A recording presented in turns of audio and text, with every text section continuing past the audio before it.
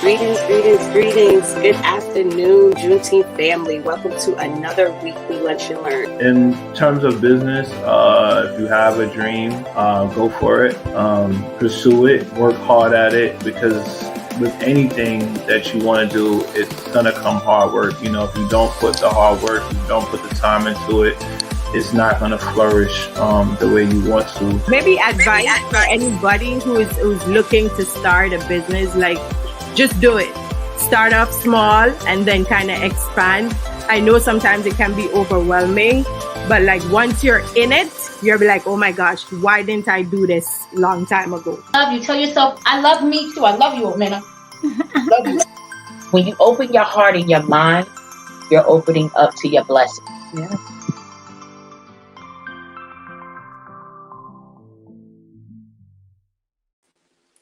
Hey, Juneteenth family. Welcome to another weekly edition of our weekly Lunch and Learn. Hey, Clarence. Hey, Freddie. Thanks for joining us today. Today, we're going to be joined by Ashley M. Austin Hill. Her session is titled Managing Client Expectations. What Ashley will be here to teach us today is how to navigate working with people of differing backgrounds, learning abilities, and capabilities. This workshop will help you discover how to position yourself as a small business, whether you're service or product based. And Ashley is a principal compliance consultant. She has served and supported her community for 17 years in nonprofit, residential care providers such as assisted living facilities, home and community-based services, and mental health residential services. And the rest, Ashley will tell you about herself. Come on up, Ashley. Hey, how you doing? Hey, hi, Jamie. Thank you for the introduction. I am appreciative to be on your platform today and able to speak to everyone. So you did a really good job about explaining my background. I have been working with people in mental health, with intellectual and developmental disabilities, and for the last 7 years, I have focused on the aging population, working with assisted living facility managers and owners who are trying to open facilities or trying to get their facilities in compliance. Beautiful. I love this conversation. One of the groups that I work with, we're focused on making sure there's inclusivity in the program. And sometimes you don't necessarily think of the extent of inclusivity, but it actually is so broad. And this is really a conversation of inclusivity to me and how to actually operate your business through that. So thank you for being here with us today. We're honored that you said yes. And I'm going to step away and let you present to the community. All right. Thank you so much. So before we get started, one of the things that has prompted me to look at how I treat my clients and look at how I relate to them based upon their needs, based upon how they interact, is just my experience working with people with mental health and intellectual and developmental disabilities. So when I was in that industry, I had to adapt to my clients in order to help them. I had to adapt to the clients who had auditory issues or clients who could not read well. I had to adapt to clients who just were not in a place where they could navigate services. So in order for me to help them, I had to be able to open my eyes to what they needed, not how I wanted to give it to them, but what they needed. So when I stepped into entrepreneurship, as a compliance consultant, I looked at the fact that we are all different people and we all have needs that are different. We all learn differently. We all see things differently. So when I came up with this presentation, I actually was giving it to a group of productivity organizers. I'm a former organizer. So we were just talking about how we can manage what clients expect and how we can prepare for clients who have different needs. Okay.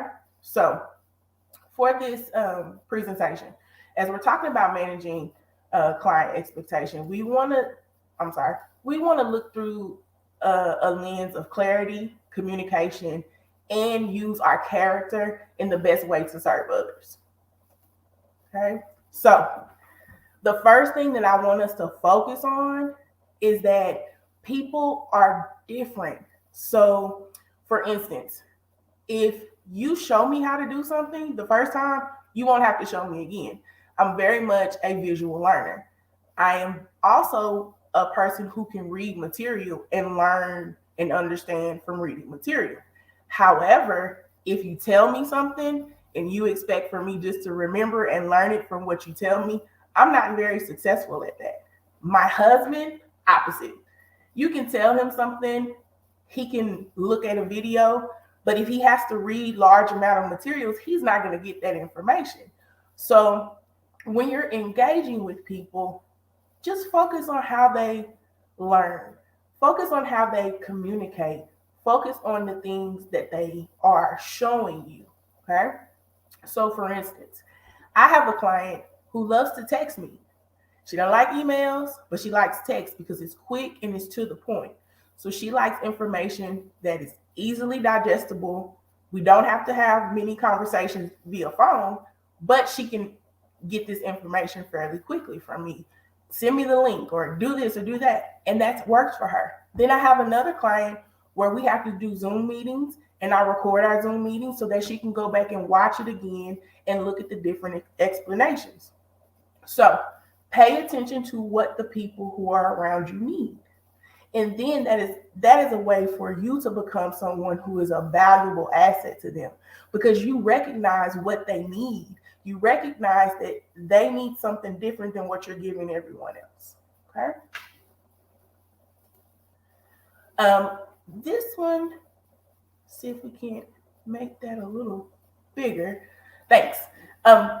So let's talk about the differences between auditory, visual, and physical learners. Okay. So auditory learners do best with information that they can hear. They tend to talk while they write and discuss their information with others. They also absorb information through hearing. Visual learners do best with information they can see. They like diagrams and charts and pictures and images. So they absorb information by sight. Physical learners do best with information that they can get hands-on experience with. So they love to be around tactile things. They want feedback through touch. So they absorb information through touch. All of this information I researched was from different organizations who focus on learning tools. Okay. Okay, Keisha, you said you're a physical and a visual learner. Good, good. It's good to know who you are. And this is also something that you should use for yourself. If you can identify what type of learner you are, then you know what tools and what resources and what things that you need to put in your arsenal as a professional and as a person so that you can use those tools and to correctly and accurately convey what you're trying to say. Okay? Okay. So since we have talked about the different communication types and the different learning types, what type of communicator are you? So Keisha just said she's a physical and a visual learner. Okay. So let's look at the slide one more time. Take a moment, think about who you are, think about the things that you need for yourself to grasp information. Is it auditory? Is it visual? Is it physical? And if you have a hard time determining that, look at the things that you love to do. Look at the activities that you like to participate in. Look at it. Look at the things that motivate you. If music is a motivator, maybe you're an auditory learner. If reading and looking at images is something that motivates you, maybe you're a visual learner. Okay. If you can watch a YouTube video and learn how to do something in 5 minutes, you're probably a visual learner. If you remember being in your granddaddy's backyard and working on the car, and that's how you learn to fix the motor and change oil and spark plugs, then you're probably a physical learner. So look at the things that you have done in your life and what you've been successful with and how you were able to get there. Okay. All right. So being that I know I am a physical and a visual learner, how do I follow up with someone who has a different communication style than me? Well, one, you need to know yourself. Okay. Once you know what you're capable of doing, then you can look at what other people's needs are and transition yourself or use tools to communicate to those people. Okay.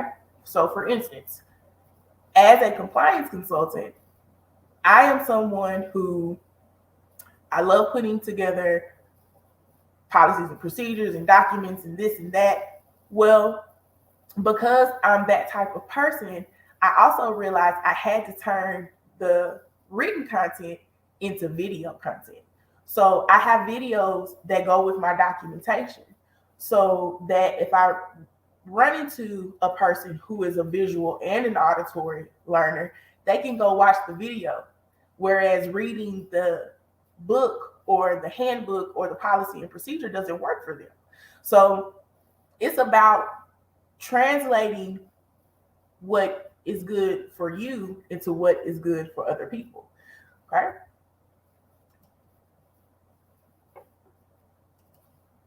Okay. So let's use some real life examples here. So if you are an auditory learner, so you can do voice recordings, voicemails, clear conversations, and videos, what you then might do is take that information that you have developed through auditory and put it into a diagram or an image or a portfolio or a video so that someone who is a visual learner can go back and look at what you have put out auditory, they can look at in a visual. The same thing in certain situations. Now, all of us can't give physical hands-on examples to everyone, depending on what type of business you have. However, you can suggest examples of what you want them to do and give them a step-by-step on how to do it. So again, you can turn a visual into something that somebody who is a physical hands-on learner, you can use that information to say, do this step by step. This is what you do. This is how you put this together. This is how you do this next thing. And if they can have a clear understanding of how to physically do it step by step, then you're still teaching that person step by step. Now, if you are in the, or if you have the capability to work directly with someone, then obviously you can teach them hands-on, okay? All right. Okay, Sunday, you said, I'm a highly visual learner. I believe that a picture speaks 1,000 words silently. I love that. Because we're different. And it's beautiful to know that people can see things that I can't see. It's beautiful to know that people can pull things and hear things that we can't hear, because then we get what really diversity. We're different. Okay? Very good, Sunday. Okay, so let's talk about service and communication. Okay? So as business owners or people who are offering services to people, products, you need to focus on how your interpersonal communication affects your communication with other people. Okay. So clients, especially first-time clients, have difficulty in evaluating the outcome, quality, and value for fee paid, even after purchase and consumption of service. Okay. So what does that mean? It means that you need to relay what the value of your product and your service is. You need to do it auditorily, you need to do it physically, and you need to do it visually. Because since those are the top 3 learning styles, and you're for sure going to run into one of those type of clients, prepare the information that you have about the quality of your service and the value of your service in a clear and concise way. Okay. So that means you need to work on your own interpersonal communication about what your value is in your business or what your value is for your service. Okay. You need a clear understanding of it. So then you can take that information and put it in those 3 styles so that your clients can get the full understanding. Okay. Okay. So your communication influences the outcome or the what and the process quality, or the how. So outcome and process creates the expectation. So remember, we were talking about client expectations.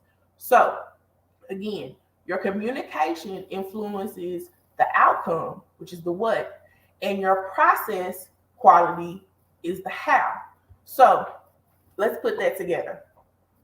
If I'm poorly communicating the type of service and product and the quality, then when my client receives the information from me, they're going to expect for me not to offer them a great product because I have not given them that level of information. I haven't provided to them what I'm going to offer, how I'm going to do something. I'm simply saying, well, I do this and this is the price and this is what's going to happen. Well, if I'm presenting that to someone, their expectation of me is going to be fairly low. Okay. But if I present my business as I serve individuals who are serving and advocates for people with mental health and intellectual and developmental disabilities and those in the aging population. My goal is to teach those who are serving how to support their clients, how to offer compliant services, and I do so through coaching, teaching, providing information, and providing clear and concise information that will help that person or that provider give their clients whatever it is that they need. Okay. So the difference in how I communicate makes the difference in the expectation. Okay. Okay. So let's talk about expectations. So the noun expectation is a basis for expecting. So I'm expecting something. I don't know what I'm expecting, but I'm expecting something. Okay. The verb for expect is to consider probable or certain, to consider reasonable, due, or necessary, to consider bound in duty or obligation. So, as a service provider, I also provide products, but as a service provider, when I am talking to my clients, I am setting the expectation for service. I'm telling them what I offer them. I am giving them a visual of the services I offer in a consultant profile or some sort of document where they can see each part of the information that they're receiving. I have videos. If someone wants to see a video of me working or putting together content for other clients, I also have the ability for people to go and read content. So I am setting the expectation by laying out exactly what I do, exactly what my business offers, and what the expectation is from us as a service provider or my business as a service provider. My expectation of myself is to do exactly what I told you I was going to do. I'm going to offer you these services. I'm going to help you get compliant. I'm going to help you open your facility. I'm going to help you get licensed. That's my goal. That's what I'm going to do. And here are the steps to do it. Okay. So I'm actually setting the expectation as the service provider. Okay. So once I get that information to them, they then have a standard or a basis for expecting what I'm going to offer. So you create the expectation with clarity in your communication. Hi, Herbs. Okay, so this one is a bit hefty, so I'm going to break this down. I'm not going to read all of it. Internal communication with team members is essential to attracting and retaining a talented staff and monitoring business performance. Okay, so in order to create external clarity with clients and people that you will be working with or other stakeholders within your industry, you first have to have a clear understanding of who you are internally. Okay, whether that be you as a solopreneur or you with a team of 5, your internal clarity, internal communication, how you set up understanding your business matters. Okay, so what does that mean? Well, if I have a business and I'm a solopreneur, I have a set of standards. I have a SOP, standards of operations. Okay, I'm writing down the things that I need to do in my company. I have a system for how I handle client transactions. I have a system for how I handle financial obligations. I have a system for how I respond to clients. So I have a 24-hour response period or a 48-hour response period. It's always that. So whatever my standards of operations are, that is how I operate in my business. Now, if I am working with others, I still have those standards of operation, but then I have meetings. And we don't have to do overkill with meetings, even if it's once a month or once a week, where we come and we talk about what we're doing, how we're doing it, and if we're using the standards of operations to handle that. And then if there's an issue within those standards of operations, we clarify that so we all can move on and make sure that we're on the same page. Now, that may require you to use other mediums.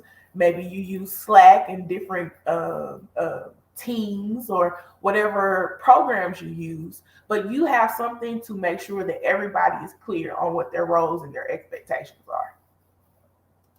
Okay? So, internal methods of communication: team apps, Band, Trello, Microsoft Teams, CRMs with internal team applications. So, for example, I use Dubsado. Well, within Dubsado, I can assign information to my assistant. I can assign information to my clients. I can email them through that system. So your CRM may already have this in it if you use a CRM, which is a customer relationship module or method. Okay, you'll use your emails, you'll have meetings. Definitely do project boards, especially if you have a business that has various activities within it. And then also managing your client files. So make a system on how you manage your client files and how you keep your client files. Okay, because that is also going to help you when it's time to go and speak with your clients. If you have documentation from the last time you met them or whatever consents or whatever you need to do with that particular client. Okay, so when you are creating internal clarity and you're understanding what it is that your business does, then you can create the external clarity through communication with your customer base, whether that be through social media or direct marketing, and ensuring that you are sending the same message across all platforms. So whether it is visual content or written content or social media, your business cards, your websites, they need to have an air of uniformity. The information that is in one thing needs to connect to the information in another. That is how you create clarity. That is how you reduce confusion. So what does that mean? Whatever my prices are on my website are the same in my consultant profile or the same in my business. Whatever colors I'm using for my website, whatever my branding is, I'm going to use that across all of my platforms. Okay. So specifically, when you're working with a client, how you provide clarity to them is to maybe do some form of intake, having a tool where you can gather information, and then also having clarity of what it is that you actually do as a professional, readily available to send to people who are interested in hiring you or working with your company. Okay. Okay. So let's talk about some of the external methods of communication: your website, your CRM, social media, advertising, email, written communication, speaking, and word of mouth. Okay. Again, we're going to come back to the different learning styles. If we're going to implement these external methods of communication, then we also are going to have to implement the different learning styles within those external communications. So when you send emails out to your clients, maybe you also send a visual, maybe you also send a video. Um, if you're on social media, maybe you send a link to a lengthier blog or more information for those who love to read. If you have a product and you want people to see how easy it is to physically put it together, and let's say they can't be present, then maybe you come up with a product where they can put it together themselves, or you show them how in a step-by-step guide. And it all leads back to your external methods of communication when you use those learning styles within those methods of communication. Okay. All right. So clarity is created through effective communication. We've talked about the different learning styles, communication styles. We've talked about internal clarity. We've talked about external clarity. Okay. So we know that if we internally understand, then we can create information and visuals and products that our clients can understand externally. Okay. So one of the most effective communication tools by far that I have used is an intake form. Okay. So intake forms, especially in the service-based business, are key. Okay. And even intake forms for product-based businesses, because then you can ask questions about what they need from the product, what type of bells and whistles they may want for that product. But an intake form is so key. Okay. So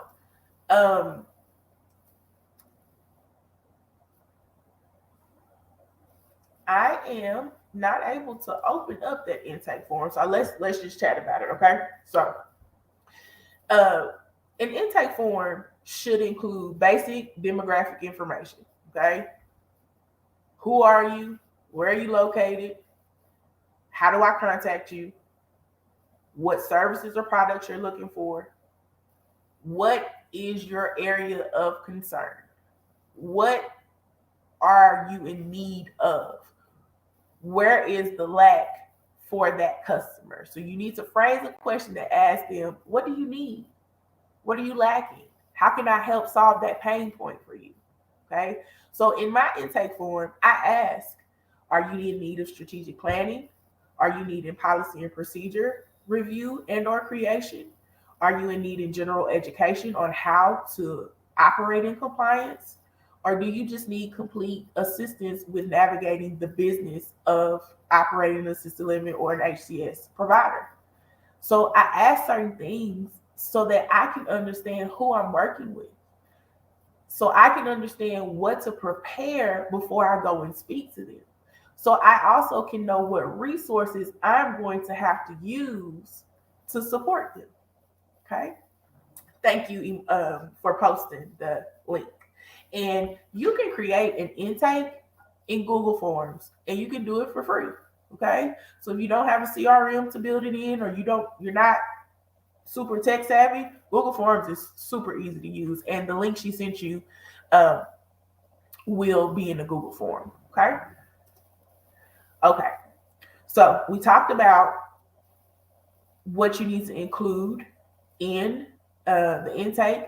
We talked about demographics, needs, what they desire, if there are any protection or safety provisions they may need, depending upon what service or provider, what service or product you offer, what's their budget, and then their communication methods. So, do you prefer text? Do you prefer email? Would you like to do Zoom meetings? How often would you like to meet in person if you're in a service-based business? Okay.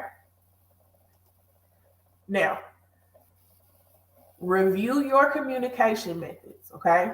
So this is a part of your homework. This is a takeaway. Okay.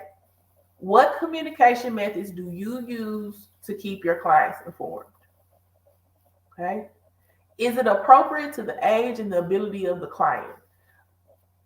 I had to catch myself in giving too much information to start with, because understanding the business I'm in can be overwhelming to someone. And if you're new to the industry and you're hearing all of this stuff and all of these things you have to do, it could run you away when my delivery needs to change so that I can help walk you through it instead of you feeling overwhelmed by it. Okay. Do my methods create confusion or clarity? Okay, that's a good question to ask. Am I following up when my clients ask or have questions or concerns? And then how do I manage properly communicating with various communication styles? Okay, ask yourself those questions. Go back and look at the things that we talked about today and see how you can maybe correct the ways that may not be working for you or working for your business. Okay. So this is one thing that I'm big on. Your character means everything. Okay. So you can be an awesome salesperson. You can have great products. You can be all of these great things, but your character underlines all of it, and your clarity is maintained with great character. With great character. Okay. So character is the mental and moral qualities distinctive to an individual. How do I present to my clients? Am I showing up as myself? Am I showing up as the person who is going to do the work for them? How do I speak?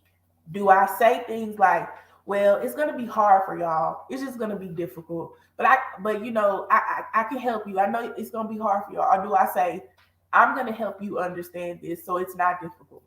I'm going to help walk you through this so you're capable of doing this thing. Okay. Do I have an ethical stance as a professional? Okay. How do I define my business? What's my mission and my vision? Does my policies and my procedures affirm who I am ethically and who I am in my character? And am I reflecting that in my communication with my clients? Okay. Beyond helping them organize their business or providing a product or whatever they may be doing, what do I hope to leave my client? And if my character is in place, then I am going to do what's best for my client. I'm going to communicate in a way that's best for them. I'm going to give them the information in a way that they need. I am going to prepare what I'm offering to them in a way that supports them. Okay? Okay. So, what communication tool reflects character? Your service agreement. Your service agreement matters, okay? So, whatever it is that you're offering, have you effectively communicated what you're going to do, how it's going to happen, what the actual cost is going to be? And is there clear communication on what you are not going to do, what you will not be able to offer them, and what you will outsource for them? Okay. So the service agreement is the communication tool that reflects the character of yourself and your business. Okay. And it is a great way to manage your client expectations because you're telling them, this is what I'm going to do. This is how I'm going to do it. And this is the way it's going to be completed. Okay. Athena, you said this is so true. This is like the confirmation of what you said. It has helped people I work with feel like I was not making it up. Exactly. Exactly. When you deliver on what you say you're going to do, man, your clients will love you. Every client I have, I list out everything I'm going to do to them. I give them compliance, a consultant profile. I do my intake. I do a service agreement with them. And what my goal is, yeah, I'm going to check all those boxes, but I got a few things in my back pocket that I'm also going to add to it. Okay. I'm going to help you figure out how to do this thing and that thing. I'm going to support you through something that maybe I'm not skilled at, but I can give you a resource to. So just doing what you say you're going to do, that alone is a good communication style. Okay. Yes. Exactly. It keeps them coming back for more. You are so right. So typically right here, I would stop and I would ask everyone to maybe look at a service agreement So, since we can't do that online together, what I would like for you to do is to go back and review your service agreements if you are a service based business, or if you even have product agreements. Look at what you're saying you're going to do, look at what you're actually offering, and make sure the two match. Okay? And also make sure you're protecting yourself within that service agreement. Okay? You should have clauses on intellectual property. You should have clauses on termination of service agreements, on their character or other issues that come into play. Those things are important. Okay? All right. So, um, here's some things that your service based agreement should include. That is your estimate, the definition of parties, definition of services, your fees and expenses, your contract term and termination, confidential information, propriety rights, cooperation, indemnification, addendums for work orders, and miscellaneous provisions that are key to your particular business. Okay? All right. All right. So, homework. Review your communication methods. Ensure they are cohesive but appropriate to each medium you are using. Make your language plain and easy to understand. Review and create a client intake form. Evaluate the content, make it easy to access. And then review or create your service agreement. Plain language, clear explanation of fees and services, and attach a service estimate. All right. Thank y'all for allowing me to speak to you all today.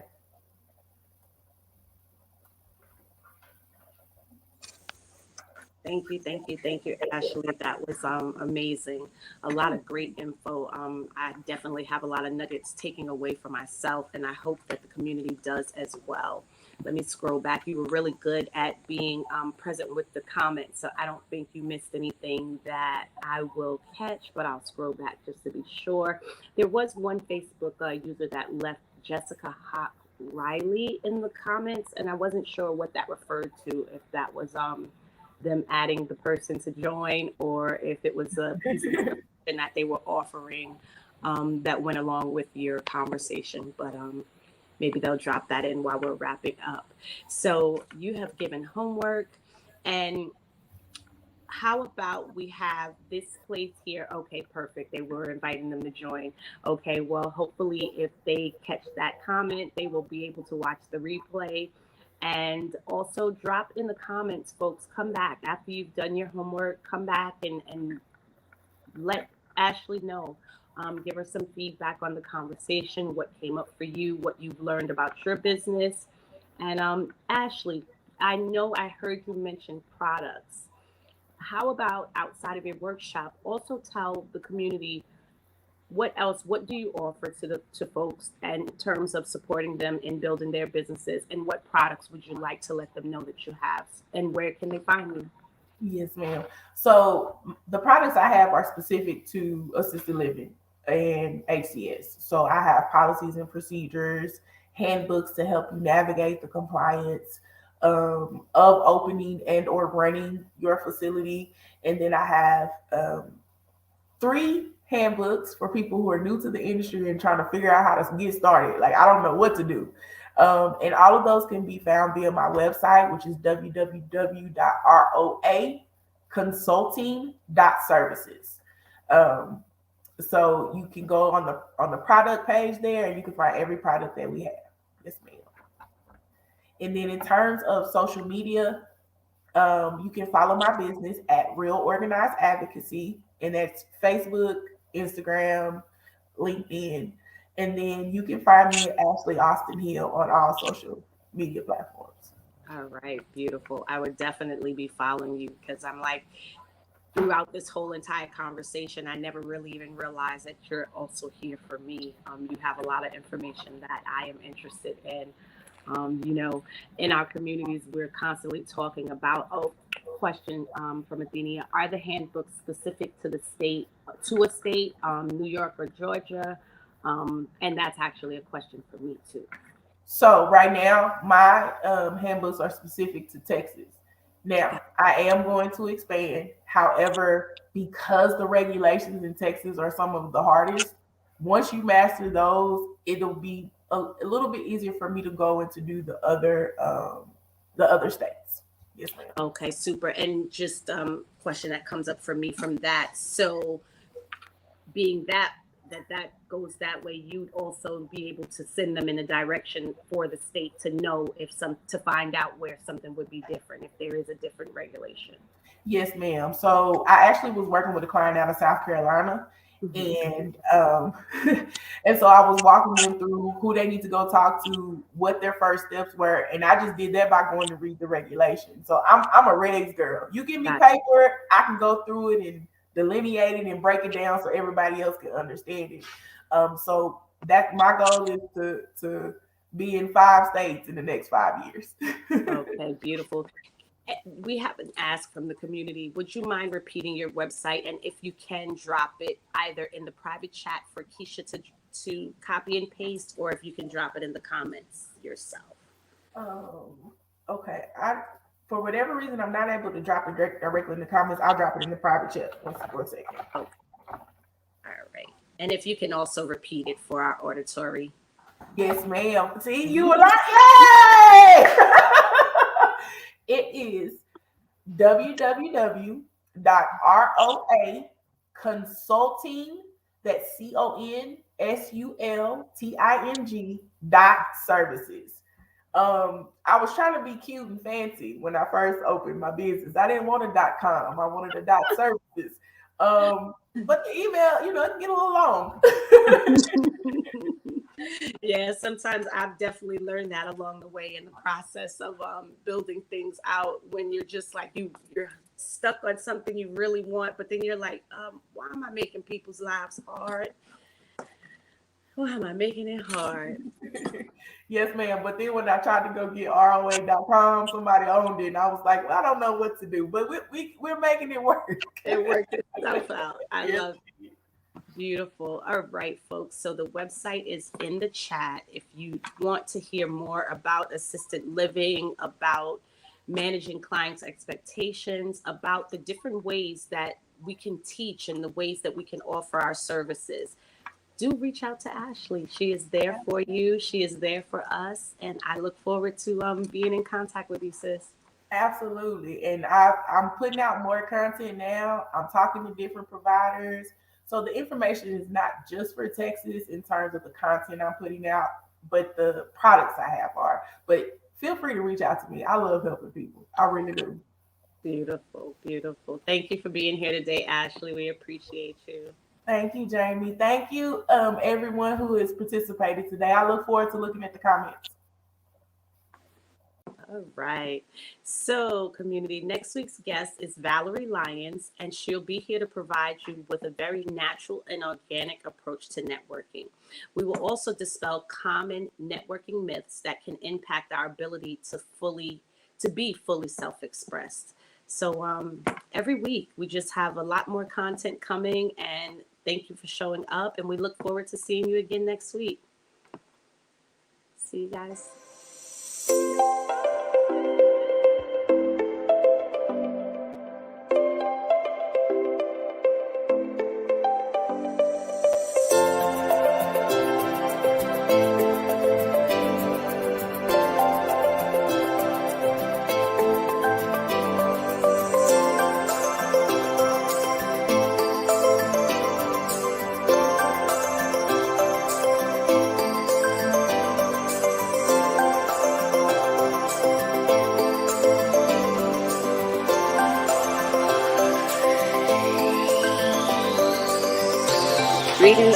Greetings. Good afternoon, Juneteenth family. Welcome to another weekly Lunch and Learn. In terms of business, if you have a dream, go for it, pursue it, work hard at it, because with anything that you want to do, it's going to come hard work. If you don't put the hard work, you don't put the time into it, it's not going to flourish the way you want to. Maybe advice for anybody who is looking to start a business, like just do it. Start off small and then kind of expand. I know sometimes it can be overwhelming, but like once you're in it, you'll be like, oh my gosh, why didn't I do this long time ago? Love you. Tell yourself, I love me too. I love you, Amina. Love you. When you open your heart and your mind, you're opening up to your blessing. Yeah.